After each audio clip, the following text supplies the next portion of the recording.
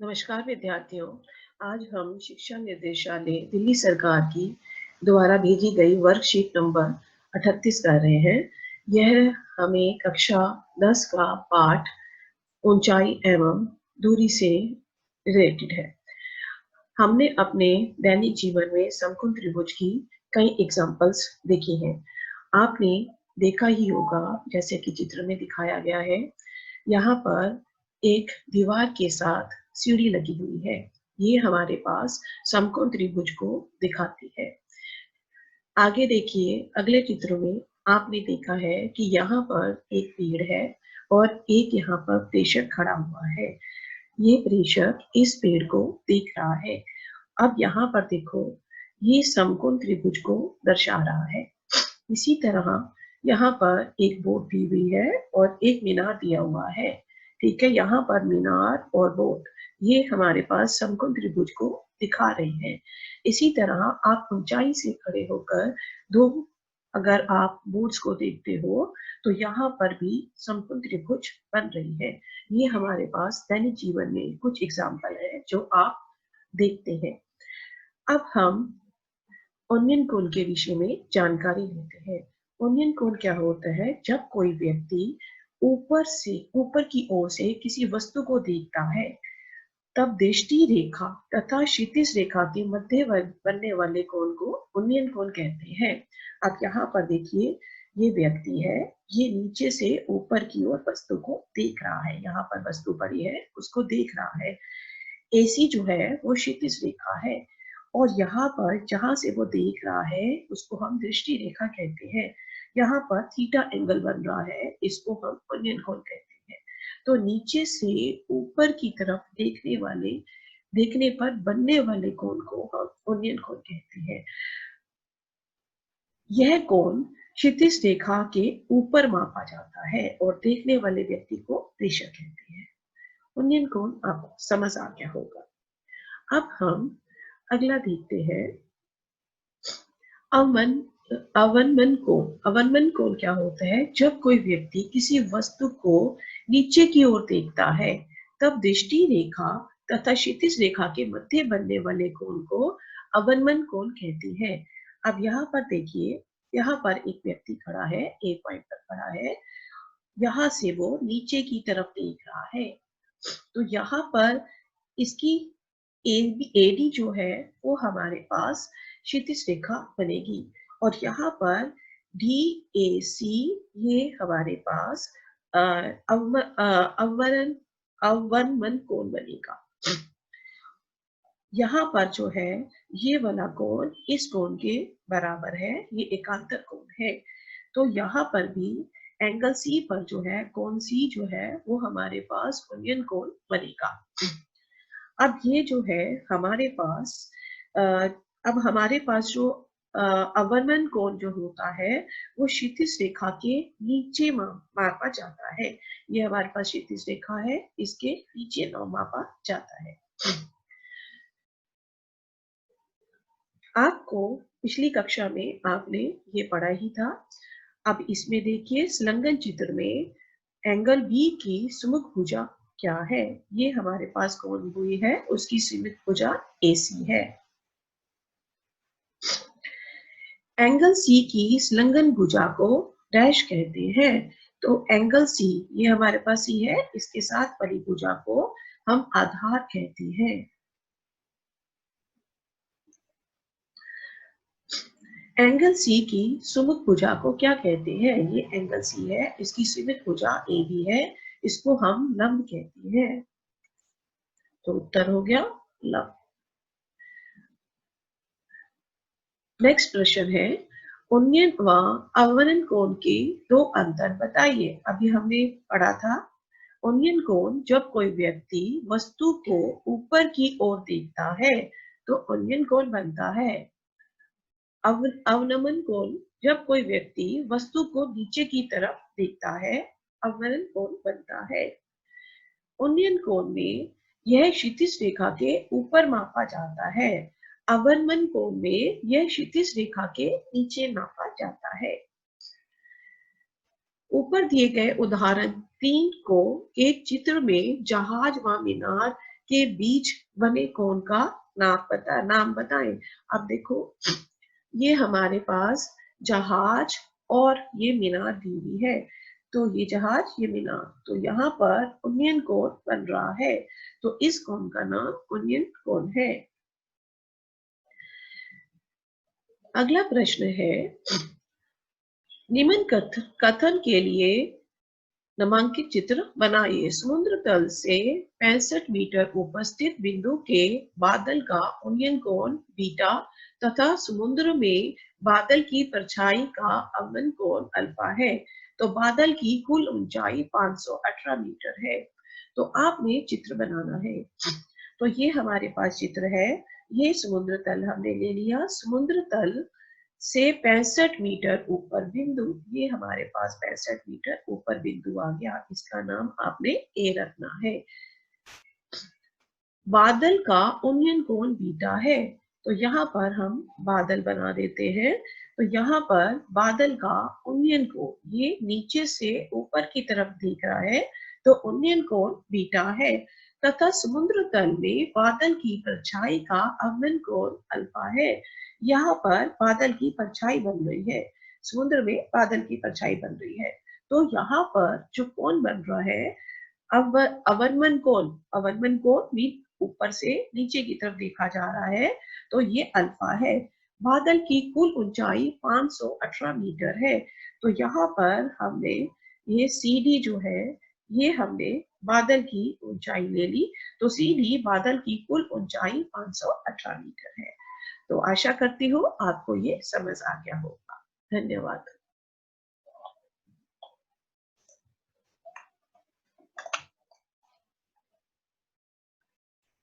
नमस्कार विद्यार्थियों, आज हम शिक्षा निर्देशालय नई दिल्ली द्वारा जारी की गई वर्कशीट नंबर 39 उसको हम सॉल्व करेंगे। ये ऊंचाई व दूरियों से रिलेटेड है। कक्षा 10 की वर्कशीट नंबर 39 ये आपको दी गई है। अब हमने इसको सॉल्व करना है। दिए गए विवरण के अनुसार आलेख बनाइए। हमारे पास विवरण दिया हुआ है। वस्तुएं, भवन और पेड़, आधार 40 मीटर, अवनमन कोण 30 डिग्री है। आपने उन्नयन कोण फाइंड करना है। तो आपके पास यहाँ पर हमने ए बी भवन ले लिया और यहाँ हमने BC पेड़ ले लिया। अब उसने कहा है कि इसका आधार 40 मीटर है। तो ये हमारे पास BC ये 40 मीटर है और यहाँ से हमने DE इसके समानांतर एक रेखा खींची, ये भी हमारे पास 40 मीटर होगी। यहाँ पर हमें अवनमन कोण 30 डिग्री दिया हुआ है, ये 30 डिग्री है। तो ये भी हमारे पास उन्नयन कोण भी 30 डिग्री ही होगा। दीवार और सीढ़ी विकर्ण 10 मीटर। अवनमन कोण आपने पता करना है। आपके पास उन्नयन कोण 30 डिग्री दिया हुआ है, 60 डिग्री दिया हुआ है। तो ये आपके पास दीवार है और ये हमारे पास सीढ़ी है और ये विकर्ण जो है वो 30 मीटर दिया हुआ है। अब यहाँ पर अवमन कोण उन्नयन कोण के बराबर होगा। अगर ये 60 है तो दूसरा भी हमारे पास 60 ही होगा। बालक और पतंग, ये बालक है और ये पतंग है। ऊंचाई 80 मीटर, यहाँ पर हमें पतंग की ऊंचाई 80 मीटर दी हुई है। तो आपको उन्नयन कोण जो है वो 45 डिग्री दिया हुआ है। आपने अवनमन कोण पता करना है। अब यहाँ पर हमारे पास उन्नयन कोण अवनमन कोण के बराबर है। अगर ये 45 है तो ये भी 45 ही होगा। तो उत्तर आ गया 45 डिग्री। प्रश्न नंबर 2, एक भवन के शिखर से पेड़ के आधार का अवमन कोण 30 डिग्री है। भवन का आधार से पेड़ के आधार की दूरी ज्ञात करें। तो यहाँ पर हमें AB जो है भवन दिया हुआ है और BC आधार दिया हुआ है और कोण अवमन कोण जो है वो 30 डिग्री दिया हुआ है। तो आपने BC पता करना है। तो इस त्रिभुज ABC में AB 30 है और थीटा एंगल जो है 30 डिग्री है, आपने BC पता करना है। तो आपको पता है this is BC over AB, आधार बटा लंब, तो ये बनता है cot 30 डिग्री। तो BC AB की मूल्य जो है वो हमें 30 डिग्री 30 दिया हुआ है। तो हमारे पास BC is equal to 30 under root 3 metre के बराबर हो गया। cot ऑफ 30, cot 30 डिग्री का मूल्य जो होता है वो अंडर रूट 3 होता है। सो भवन के आधार से पेड़ के आधार की दूरी 30 अंडर रूट 3 मीटर है। उदाहरण नंबर 2, एक 60 मीटर चौड़ी सड़क के दोनों किनारों के आमने सामने समान ऊंचाइयों वाले दो खंभे स्थित हैं। दोनों खंभों के बीच रोड पर स्थित एक बिंदु से ओनियन कोण क्रमशः 60 डिग्री और 30 डिग्री है। खंभों की ऊंचाई तथा उस बिंदु से खंभों की दूरी ज्ञात कीजिए। तो आपको AB और CD दो खंभे समान ऊंचाइयों के दिए हुए हैं और आपके पास BD जो है वो 80 मीटर इनके बीच की दूरी है। यहाँ पर हमारे पास कोण जो दिए हुए हैं वो हमारे पास 60 डिग्री और 30 डिग्री के दिए हुए हैं। तो आपने मान लेना है कि OB जो है वो x मीटर है, तो OD जो है वो 80 माइनस x मीटर आ जाएगा। आपने AB को h, तो CD भी आपके पास h मीटर आ जाएगा। तो आपने इस ट्रायंगल ABO लिया, तो हमारे पास AB ओवर BO लंब बटा आधार, तो ये होता है टेंजेंट 60 डिग्री। तो यहाँ से टेंजेंट ऑफ 60 डिग्री की वैल्यू आपने भर दी अंडर रूट 3। AB ये हमारे पास h मीटर है और BO जो है वो x मीटर है, तो h over x is equal to under root 3। तो हमारे पास h की वैल्यू जो आ गई x अंडर रूट 3 मीटर के बराबर आ गई। अब आपने ट्रायंगल CDO में लिया, ये हमारे पास CDO राइट एंगल ट्रायंगल है, तो इसमें हमारे पास CD ओवर OD लंब बटा आधार, तो यहाँ पर एंगल जो बनता है वो 30 डिग्री का बनता है, 30 डिग्री का। तो CD ओवर DO टेंजेंट 30 के बराबर आ गई।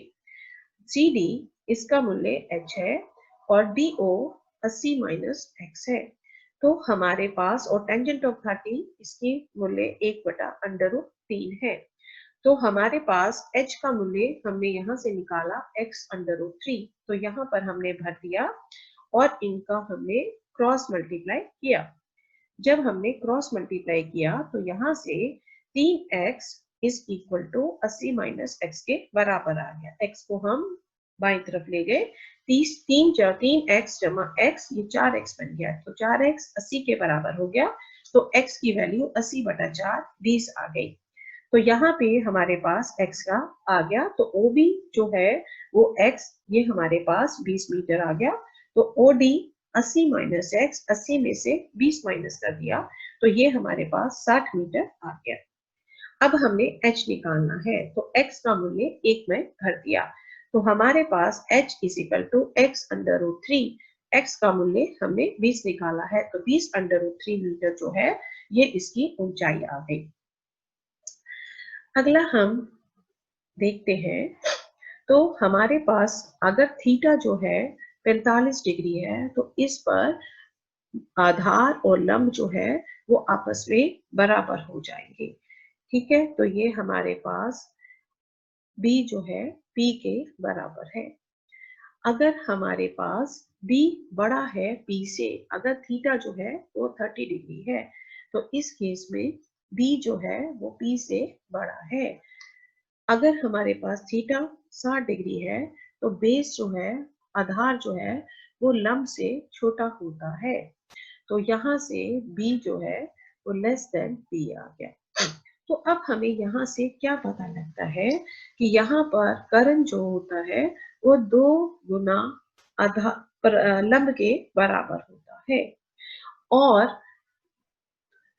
जो हमारे पास 45 डिग्री पर हमारे पास 45 डिग्री पर हमारे पास करण जो होता है वो √2 टाइम आधार के बराबर होता है और √2 टाइम परपेंडिकुलर के बराबर होता है।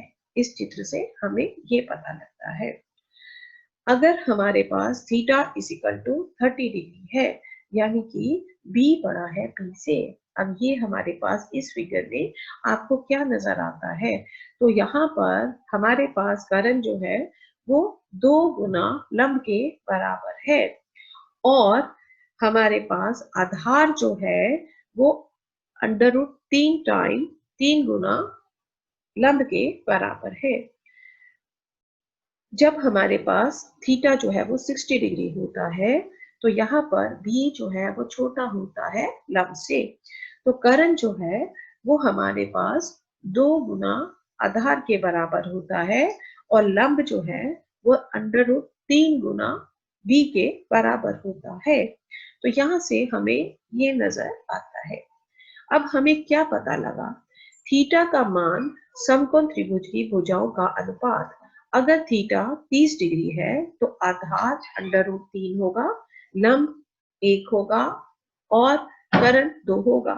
अगर थीटा 45 डिग्री है तो आधार 1 होगा, परपेंडिकुलर भी 1 होगा और करण जो है वो √2 होगा। अगर हमारे पास थीटा 60 डिग्री है तो आधार 1 होगा, लंब √3 होगा और करण जो है वो 2 होगा। हमें उदाहरण नंबर 3 दिया हुआ है। भूमि से 100 मीटर ऊंचे एक चबूतरे पर x मीटर ऊंचाई वाली एक प्रतिमा लगी है। प्रतिमा के शिखर पर उन्नयन कोण 60 डिग्री है और उसी बिंदु से चबूतरे के शिखर का उन्नयन कोण 45 डिग्री है। तो प्रतिमा की ऊंचाई पता करो। तो आपने ये सीडी पता करना है। तो हमारे पास गिवन है कि ट्रायंगल ABC में, इस त्रिभुज ABC में हमारे पास AB ओवर BC आधार बटा लंब, तो कॉट बन गया कॉट ऑफ 45 डिग्री। तो AB BC की वैल्यू जो है वो हमने 100 कर दी इजिकल टू कॉट 45, ये हमारे पास 1 के बराबर होता है। तो AB BC के बराबर हो गया इजिकल टू 100 मीटर। अब हमने बड़ी वाली ट्रायंगल BADAB में लिया। इस ट्रायंगल में हमारे पास BD ओवर AB का लंब बटा आधार टेंजेंट एंगल कौन सा बन रहा है? 60 डिग्री। तो यहाँ पर BD का मूल्य 100 प्लस x है, भर दिया। AB ये हमें ऑलरेडी हमने निकाला है 100 मीटर, टेंजेंट ऑफ 60, इसका मूल्य √3 भर दिया। अब हमने इसको हम इस साइड ले गए तो 100 plus x is equal to 100 √3 के बराबर आ गया। तो x का मूल्य जो आ गया that is equal to 100 common ले लिया, इसको हम इधर ले गए और x को हमने इधर रहने दिया, 100 को हम राइट हैंड साइड ले गए।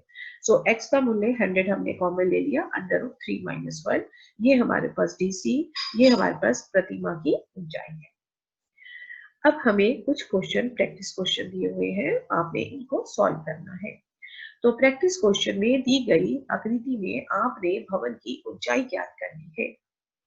यहाँ से हमें AB भवन दिया हुआ है और भवन से BC का दूरी जो है वो हमें 50 मीटर दी हुई है और आपको कोण जो दिया हुआ है वो 60 डिग्री का दिया हुआ है। आपने AB पता करना है।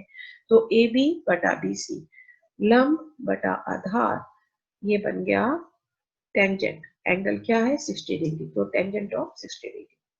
AB BC का मूल्य 50 दिया हुआ है, भर दिया। टेंजेंट ऑफ 60, इसका मूल्य √3 होता है। So AB is equal to 50 √3 metre, ये हमारे पास भवन की ऊंचाई आ जाएगी। प्रश्न नंबर 2 में एक बालक पेड़ पर बैठी पंछी को देख रहा है, उसकी दृष्टि का उन्नयन कोण 45 डिग्री है। बालक की लंबाई 1.5 मीटर है। यदि भूमि पर बालक और पेड़ के बीच की दूरी 30 मीटर है तो पेड़ की ऊंचाई ज्ञात कीजिए।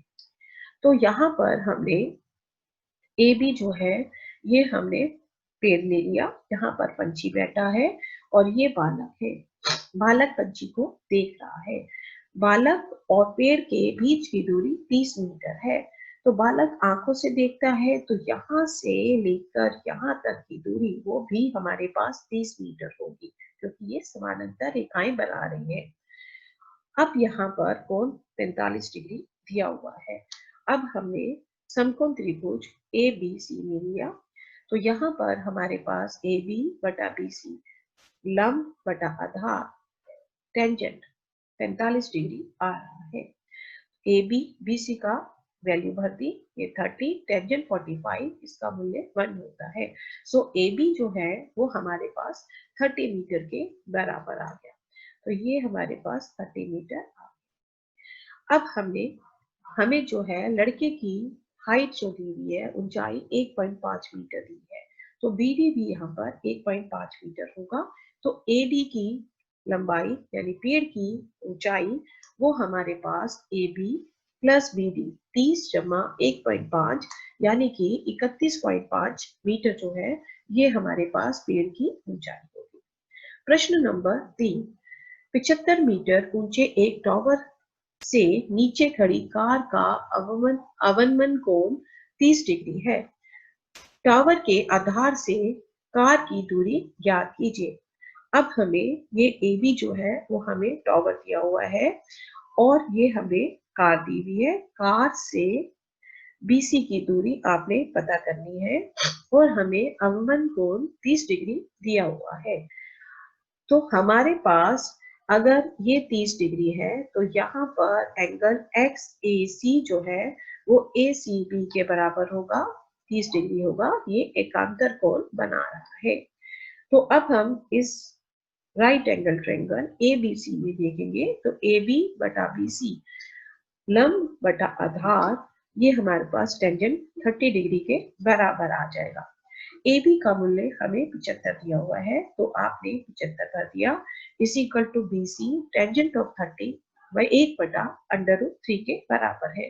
तो √3 को आप दूसरी तरफ ले गए तो 75 √3 मीटर जो है वो हमारे पास बीसी की लंबाई हो गई। तो आपने टावर से आधार की दूरी ज्ञात करनी थी, वो 75 √3 मीटर हो गए। आशा करती हूँ आपको प्रश्न समझ आ गए होंगे। धन्यवाद।